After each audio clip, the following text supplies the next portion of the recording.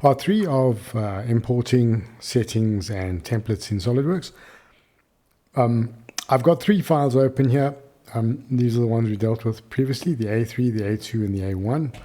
I've reopened them, so I'm just going to first of all establish that the right standards file is loaded, and I'm going to go to that one there and say OK.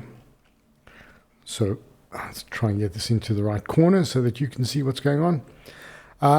Now I need to save these as template files, because if I don't, then they won't appear in my, I'm not sure what this is called, new templates document dialog box. You can see I've got a part, an assembly, and then a sheet format. But what I really want is an A1, an A2, and an A3.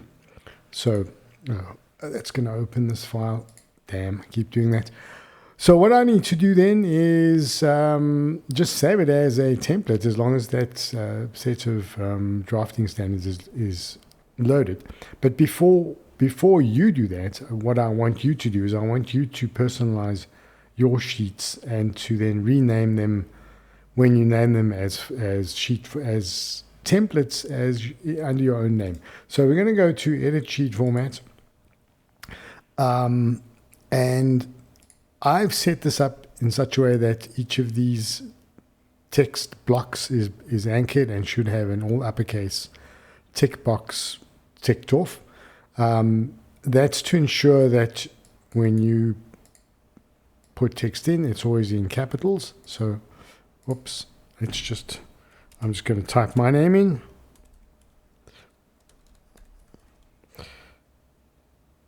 Right. And then I'm going to copy that. So Control C, and then go to this one, highlight your name, drop that in. Oh, and it's currently not in all uppercase, so I've just ticked that box off. And then to bring the picture in, sorry, this little section here is for you to put your logo in. I hope you've got a logo. So I'm going to insert my logo by going to Insert, Picture, and then navigating to where that picture will be. So mine's in this spot. No.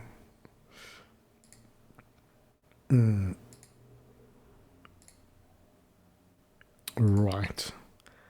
And either a JPEG or a PNG, I think. And it'll load it into the left-hand corner. What you need to do now is just drag this to the size you want it to be.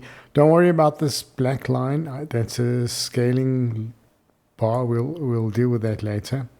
Drag it to the size you want it to be, and then drop it in. And then right-click and say OK. Or you could have gone to the side. Right, so this is actually set up. Now it's personalized. So I'm going to say Edit Sheet, so that I've exited the sheet, and it's now ready to be saved as a template. So go to File, Save As, and make sure you're in the right place. Go to Type, select the drwdot format, and then I'm going to give it a name. I want A3 to appear first, then a dash, and then perhaps my initials, and then I could leave it like that, or I could just do 2023, because that tells me that the date in here is 2023. So we'll save that. Okay, so I'm going to go back in to the edit sheet format, and I'm going to copy this one and this one. So I've hit the shift button so that I've got them both. Control C, and then I'm going to exit the sheet format. And then I'm going to go across to the A2. Let's see if we can get it. That's A1. So I've got a shortcut going on here. I'll explain that a little bit later. So let's just make sure that this is being viewed by you.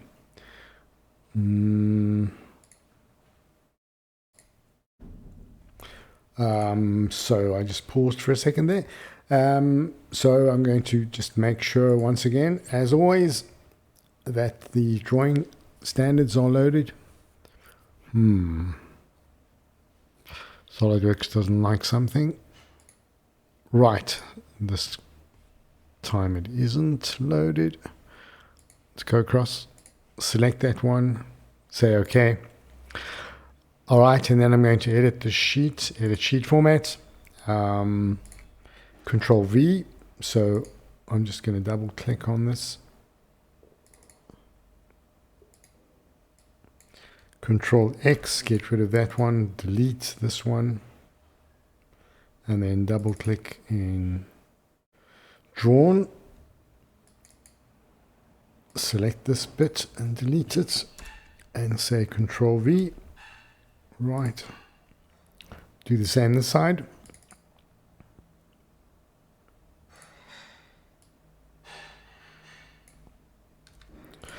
And it seems like my logo wasn't dropped in. So we'll have to do that again. We'll have to insert picture.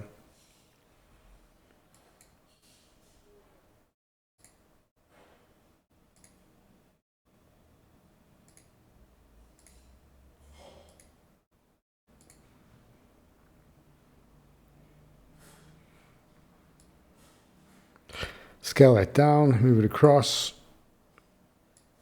Get it to the size that I'm going to be happy with. And then right click, say OK. Right, so this is all sorted, and say edit sheet so that I've exited it. So this is now ready to be saved. So go File, Save As again, and select the DOT file. I'm going to right click on this one so that I can just borrow the name. Just type in the A2 and say save.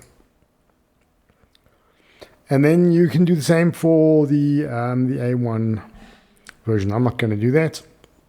I'm going to leave it to you. So in the next video, I will show you how to personalize your space, especially things like mouse gestures and shortcut bars, and how to save those settings so that you can transfer those settings between computers, take them where you want, so that whenever you open SolidWorks, you have your own settings.